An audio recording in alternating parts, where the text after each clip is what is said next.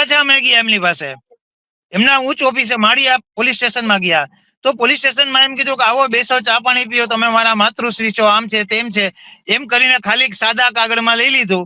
પછી તે લોકોએ જેટકોના અધિકારી સાથે એની નોકરી જાતી હતી, ફોજદારી ગુનો બનતો હતો. કારણ કે પંચકેસો છે એ પણ ખોટી વ્યક્તિઓના, ડંબી વ્યક્તિઓના પંચકેસો બનાવ્યા હતા. એમ જ મારા પિતાશ્રી છે મૃત હોય તો જીવિત કેમ હોઈ શકે? આ બાબતમાં અમે ફરીથી પાછા FSL કે એક જવાબ એવો આપ્યો વચ્ચે કે તમારું આ જે ખોટી સહી છે એનું FSL કરાવવું પડે. મેં પ્રાઇવેટ FSL કરાવ્યું, જુદી જુદી જગ્યાએ ગોતીને હસ્તાક્ષર નિષ્ણાતો પાસેથી. એક તો મુંબઈના હસ્તાક્ષર નિષ્ણાત પાસે જઈને પૂછ્યું તો એમને કીધું કે એક સહીને ચેક કરાવવાના 15,000 રૂપિયા થાય. તો તમારી 15 સહીઓ છે તો 2,25,000 રૂપિયા થાય.